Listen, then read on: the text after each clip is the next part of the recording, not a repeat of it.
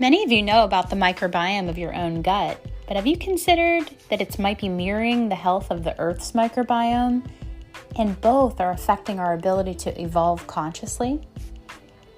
I'm Cielo, your host of We Are the Soil, where we have conversations around where gut health meets spirituality.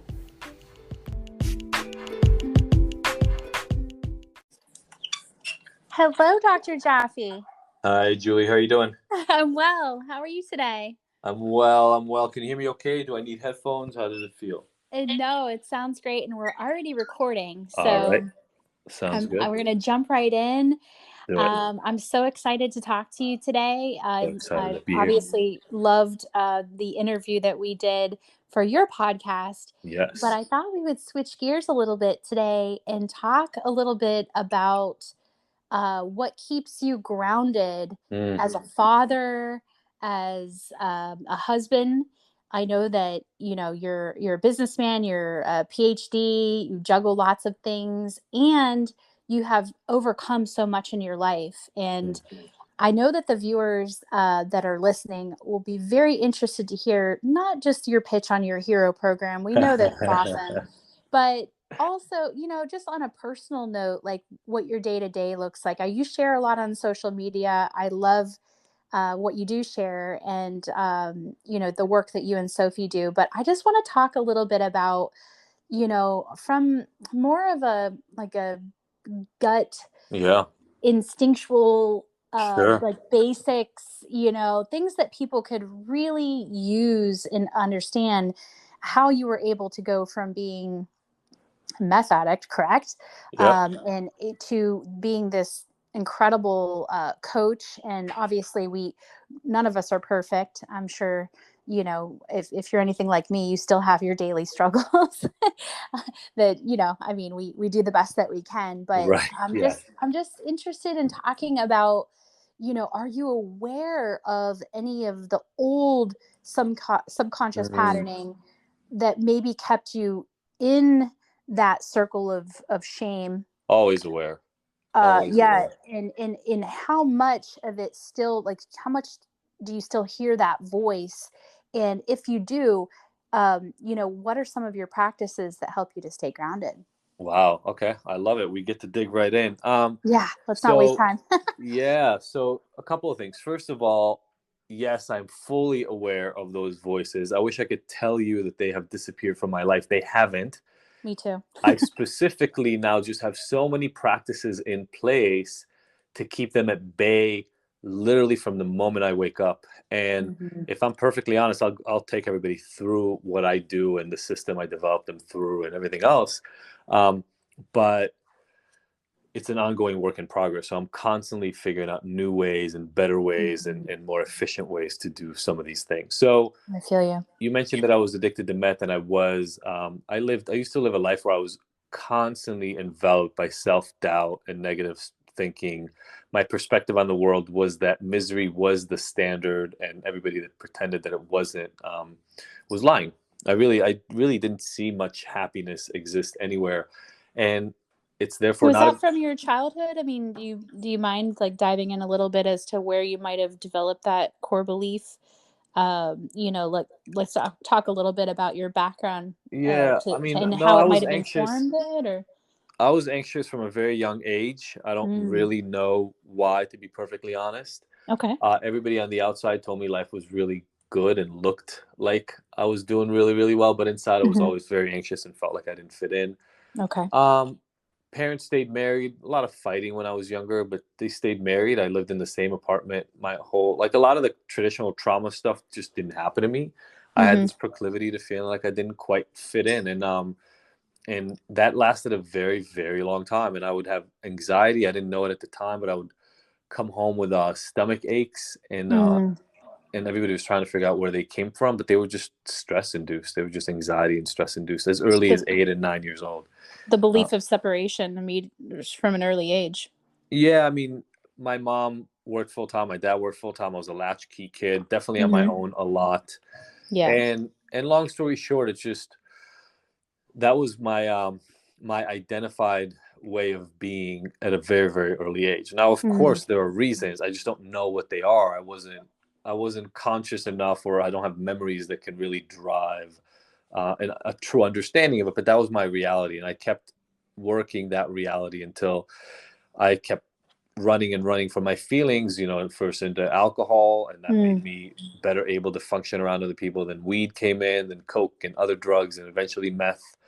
And meth and drug dealing gave me a lot of that status and a lot of the, I don't want to say comfort, but that you know the acceptance within my friend group that I was always seeking. It just also brought on a life that was a nightmare. The And stroke of the ego, right? yeah, I mean, there's not much that people who are regular drug users like more than when their drug dealer shows up. And so Mm-hmm. it gave me real standing. and Yeah. and so that was kind of where the peak of my drug use took me. But what I then had to do pretty heavily on the way out was really very systematically figure out, okay, what isn't working? Mm-hmm. How do I make it better?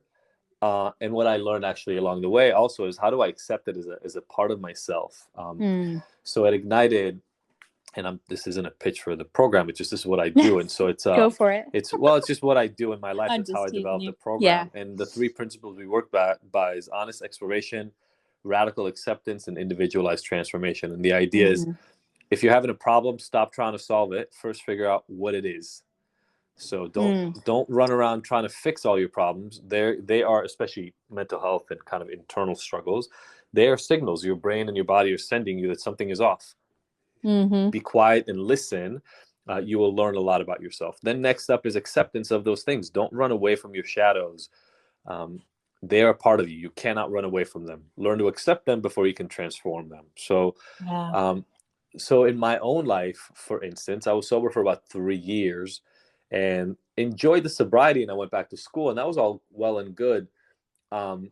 But I learned a lot. I learned a lot about psychology, a lot about neuroscience, and one of the things that um, I really came to believe was that the entire concept of powerlessness around recovery is just wrong. It's just Mm. that we're all very powerful beings, actually, and that admitting you're powerless over something, and I don't mean that we're gods. You're not all powerful, but you have more power in your head than you realize. Most of us do, and Mm-hmm. my job then became to hone in on that power, identify its limits, and then refine it as well as I could. So obviously a lot of the self-work for me went right back to those same reasons why I was using in the first place. That self-loathing, the negative feelings about self, the anxiety, deep connection to lack of abundance, and Mm. um, this this Scarcity. this feeling that I might Mm-hmm. lose everything any given Right. day. I come from a Holocaust family as well, so that could be like epigenetic Mm-hmm. reasons in there. And week by week, month by month, definitely year by year, and decade by decade, I started putting into play practices that would allow me to shift that scarcity mindset and to Mm. find success even in incredibly small ways. And um, now, in my life now, my day starts at 5:30, about an hour to an hour and a half before everybody else in the house wakes up. Mm-hmm. Um, and the reason I do that is I need that hour for myself. You're asking on the front end.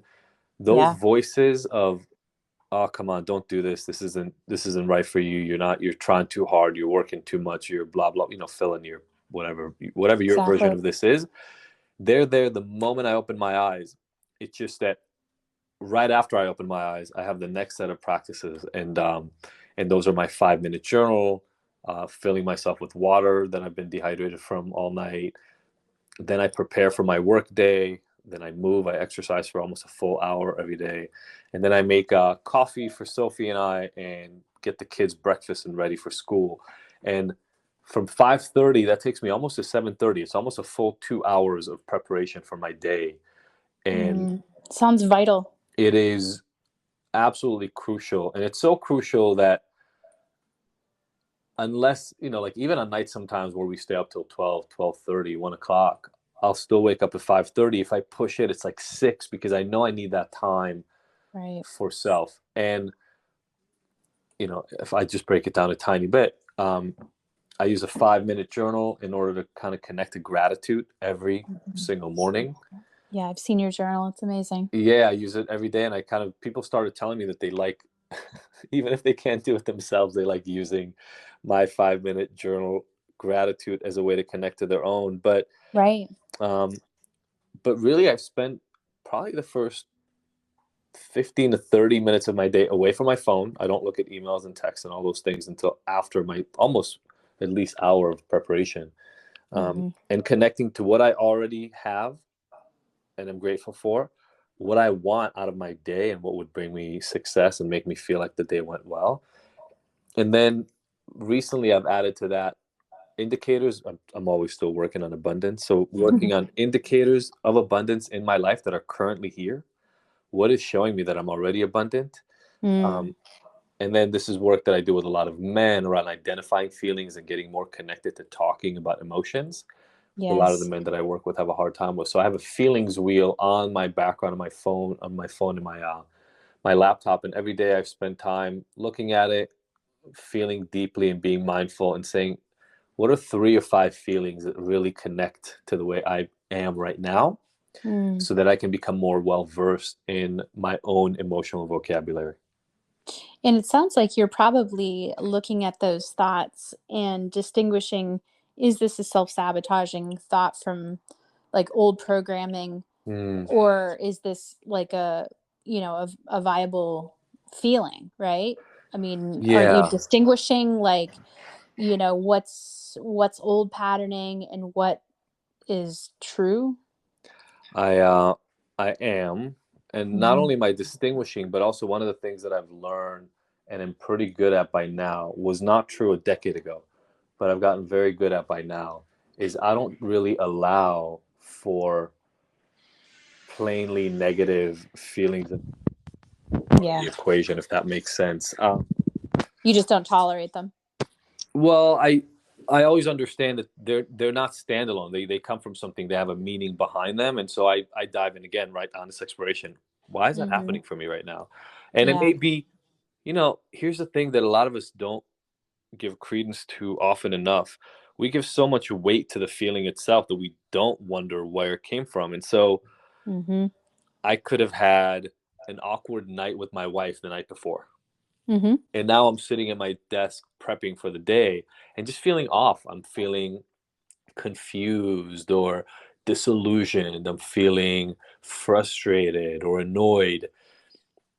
And if I don't do the mindful act of Yeah. wondering, when did this start? Why am I feeling this way? I Hmm. may I may make it about self, right? I may start saying, well, you're doing it because you're not succeeding enough, or doing it Mm. because you're actually a piece of what, and you just suck and you're Hmm. pretending to everybody else. I The shame. my yeah, which is a big part of our motto here is F shame. Right. And Yes. that's why is those old feelings would always feel connected to who I am as a human versus what's happening in my life. And if I can sit Uh, there in the morning and go, oh, I'm frustrated because last night, uh, maybe Sophie will listen to this. Last night, maybe I wanted to be intimate with my wife and I wanted us to kind of have some alone time, and we just didn't have a chance. The kids were everywhere, and we just need to go to sleep, and she was tired, right? hmm. If I can make that connection, say, oh, I'm actually just frustrated about a thing that happened. That makes sense. I can connect the dots. It Hmm. truly removes the need for negative self judgment and for that shame that was so omnipresent in my life. Mm. I resonate so much with what you're saying. I started meditating early on in my life from a pretty traumatic childhood, and the lesson of I am not my thoughts, I The am not my observer. feelings. I am bigger than that. I am the one that's watching my thoughts. I'm the one that's experiencing the feelings, but I am not that. Yeah. It took, I mean, and to have that lesson taught to me at 19 years old, I Mm. believe is really what saved my life. It's not like, I achieved enlightenment at age 19 or anything like that by any means. Trust me, I How went old were through you when you a lot achieved after that. enlightenment? Ah, that's hilarious. Um, I'm still working. I'm yeah, still working on it. yeah, I'm a work in progress, and honestly, I feel like the more you strive for certain things, the more they elude you. The So more I you don't even know, the try. more you know you don't know. you know what, if I want to drink, I have a drink. If I want to smoke some weed, I smoke some weed. That's where I'm at in my life. And I'm not going to apologize to anybody because I know, you know, what I'm capable of. And I know what, you know, holds me back. I'm aware of all those things. And I think that's what you're describing whenever you talk about the powerlessness of certain addiction recovery programs. And that's frankly why I gravitated to you Mm, so much in your work because, you know, at Firm Fatale, yeah, I have a probiotic mocktail company and definitely am, you know, encouraging people to find as much moderation in their life. And here's some options for you sure. to help you to navigate that. But at the end of the day, I'm not preaching a sober program over here Yeah. Yeah. And because you know, I don't feel like it's truly I mean, maybe it's realistic for some people, but you know, for me personally, I never have been able to maintain a sober lifestyle, not because I'm not capable, it's because I fucking don't want to. well, and that's where the power of peace comes in, right? And I think, Yeah. look, I think there's a danger for all of us Mm-hmm. the moment we start accepting powerlessness, Yes. just in life, because if when you accept that you're powerless over something, by the way, being powerless over an inane object, a chemical, is just ridiculous to me. Mm-hmm. Um, I'm powerless over forces in the universe. I can't control or uh, Anybody. truly understand some of the deeper like nuances of the cosmos and what's created it, and all that is well and good.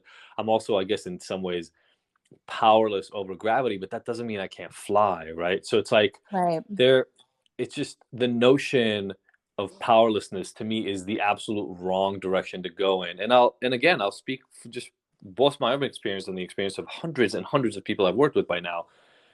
I'm a guy who was facing, 13 to 18 years in prison.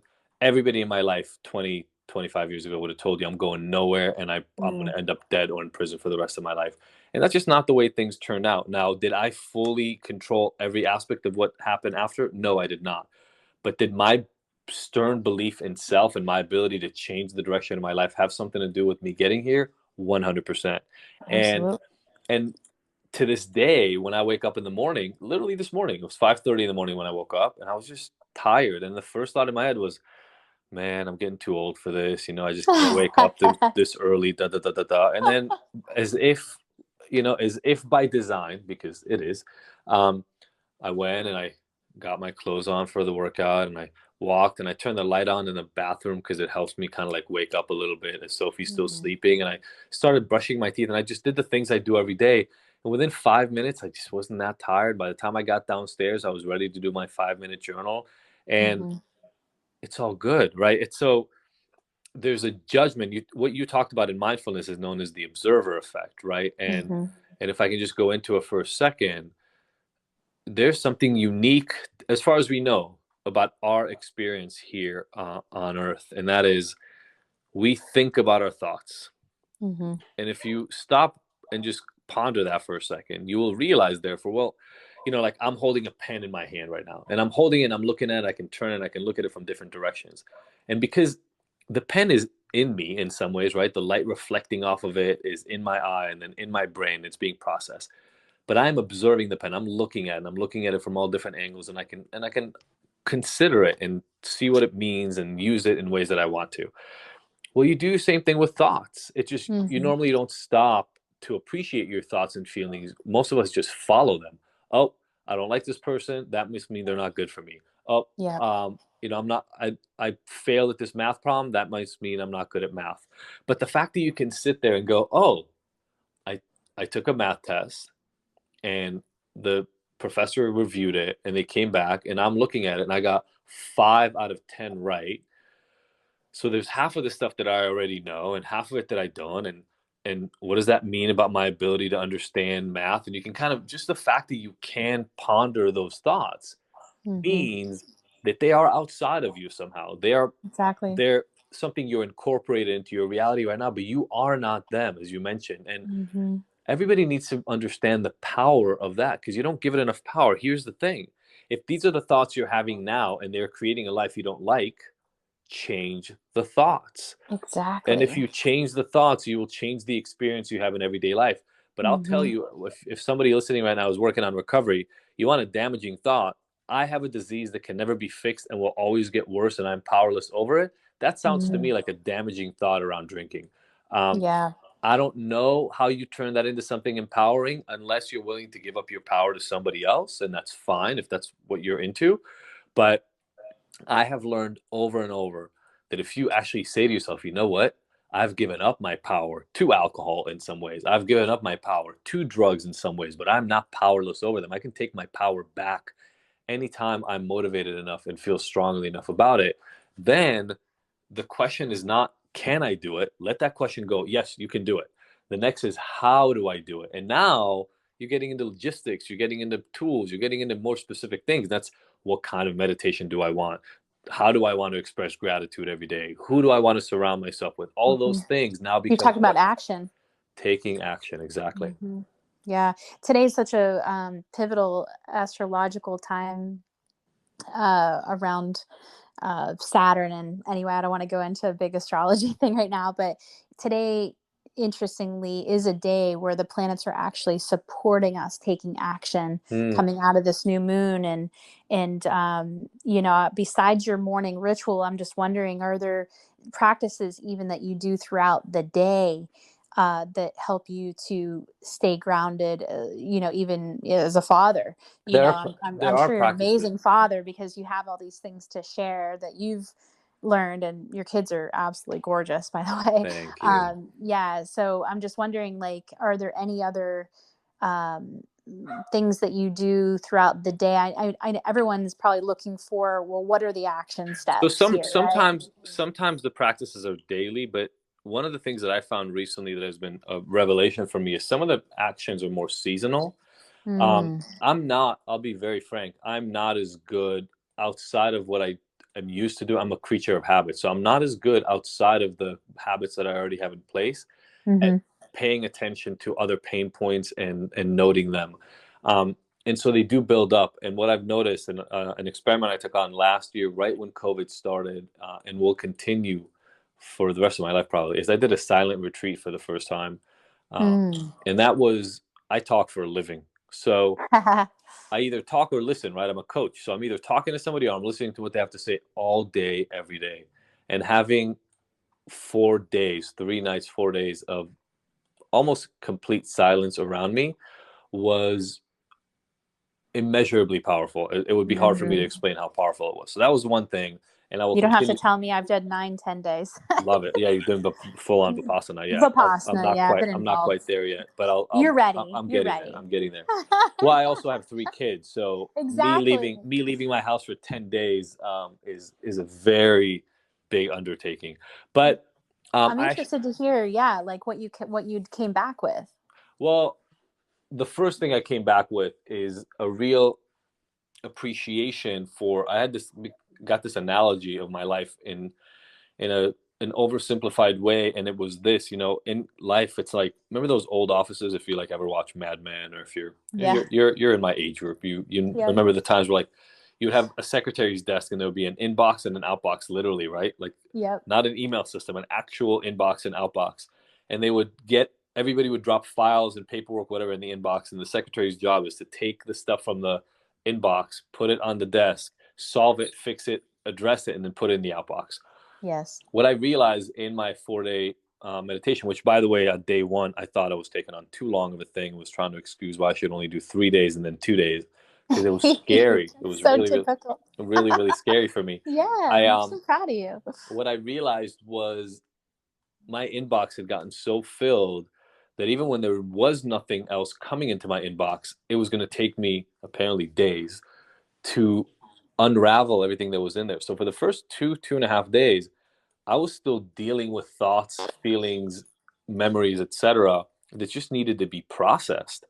Um, and it's only on the fourth day, really, sitting there with my coffee in the morning, overlooking the mountains, and like gazelles would come, and birds and Wow. rodents would just kind of be there on the hilltop right next to where the place was.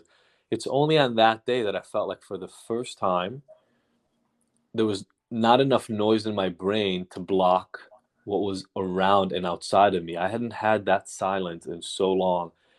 And what I Mm. got was information, even about work and even about my personal life. It just information was being like auto fed. Like it's as if my creativity was finally able to connect to the real world, right? It wasn't processing old junk anymore. And that was a Mm. very beautiful experience to be part of. Yeah, and it kind of reminds me of the BS that we're fed with religion about, like praying to a guy up in the sky, or some dude had to die on a cross for us to, have Yeah. eternal life, or just like I grew up as a born again Christian, so I was forced Mm, to go door to door and save people as a child.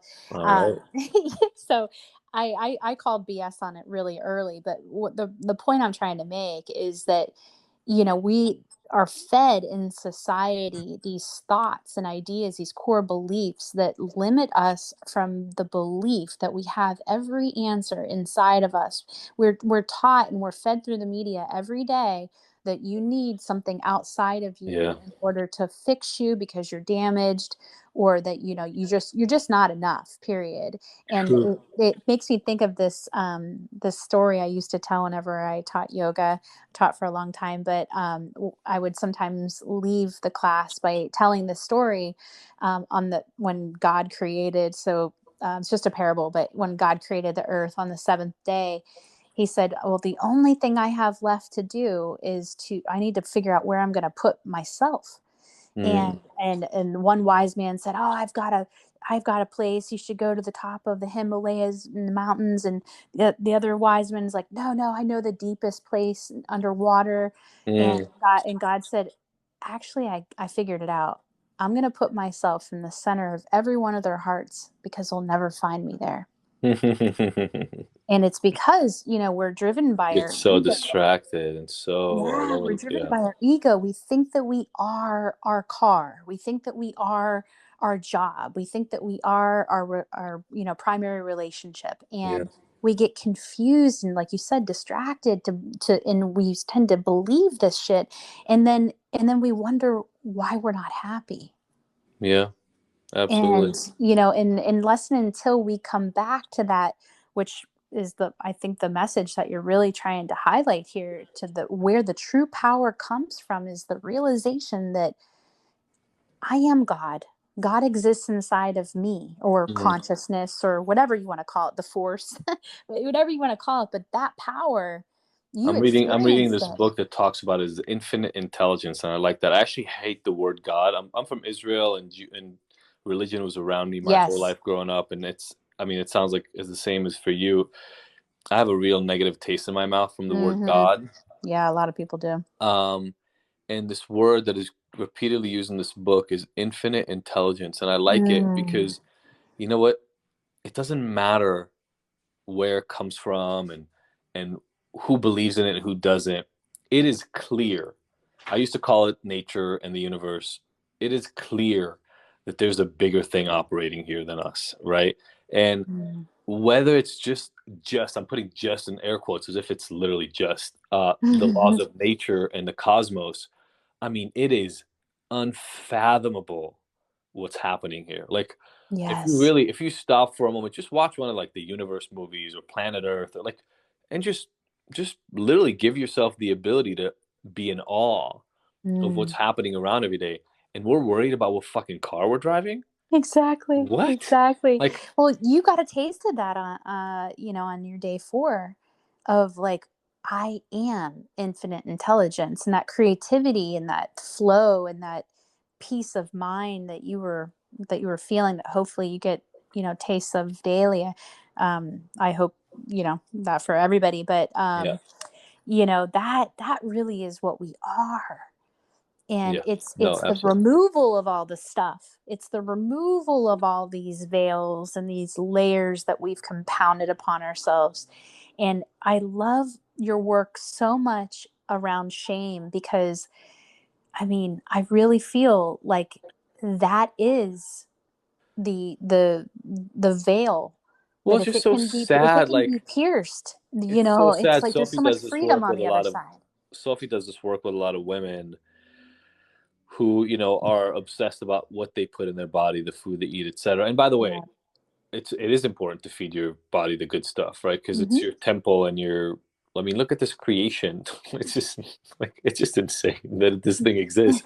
Um, and so it is in some ways like my car, right? I try to take care of it so it can take care of me, kind of a thing. Yeah. Um, but the attachment we have to what it should be like and what it should Mhm. look like and what you should weigh and what you should blah blah blah, like all that stuff, Exactly. in many ways is a source of the problem, right? Yes. Um, like during COVID, I started exercising more than any time before. But actually, the funny thing about it was the reason was actually very simple. I used to be part of a gym, um, and the gym was 30 minutes, 40 minutes, well, 30 minutes away from my house, but with parking and all that stuff, I would have to drive and all that kind of stuff for 2 hours to work out for 30, 40 minutes. And so I just didn't do it. It was cumbersome. Hmm. Once I started doing it at home every day and it was just the actual act, I realized I don't need a $300 a month gym membership. I don't Yeah. need all the stuff that went along with it. I just want to exercise and feel good in my body. Mm. And I'm in the best shape that I'm 40 going on 45 any day now, and I'm in Are better you a shape than Gemini? no, I'm a Virgo. I'm a Virgo. Oh, okay. I'm moving on up. My daughter is a Gemini, and we have Oh, literally four of us in the family are summer birthdays. Everybody except for Sophie. amazing. Noah is Lucky her. June. We have one in July, and then two in August. And you know, it's just my realization over and over and over is about this simplification of my needs Hmm. and the ability to turn inwards for the messaging about what it is that I should be doing. And you know, you mentioned it before, and so I'll just say it really quickly. The reason I'm so passionate about F Shame, the reason I'm so passionate about Hero and Ignited and all the work that we do is because my purpose is to help people who found themselves stuck in the same ways that I was before. Yes. And waking up every morning, I literally just, right before we started talking, saw an email from somebody who was really, really grateful, right? We have this like 14, 15-hour program. They were really, really grateful for this one meditation in this one uh, lesson that I offered. And it's so amazing to me always that in hundreds of things we offer, everybody always finds the little nuggets that matter to them. And that's what it's all Yeah. about. It's beautiful. It is beautiful. And I thank you so much for the work that you're doing, Dr. Jaffe. I hope that we can continue the F shame conversation. Absolutely. And I just thank you so much for being here today. So, folks, be sure to go to ignited dot, is it dot com? Yeah, IGNTD.com. And let me Mm-hmm. actually, I'll give you guys a special secret. If you go to ignited.com/secret, Mm. there's a little exercise I have for everybody to look at what it is that they need to address in their own life to be able to live a happier life. I love it because, half of our followers here at Firm Fatale are what they would consider sober. And Got it. the other half of our demographic are what would we consider sober curious or just not sober at all. And I believe that these lessons that you're sharing are relevant for everybody on the spectrum. So thank you again Amen. for that secret. I look forward to continuing the conversation with you, and may the infinite intelligence Mm. continue to stream from the top of your head down to the bottom of your toes so you can continue to be such a blessing on this earth. And thank you so much again, Dr. Jaffe. Thank you so much. And thank you so much for having me. Yeah, talk soon. Bye bye. Bye bye.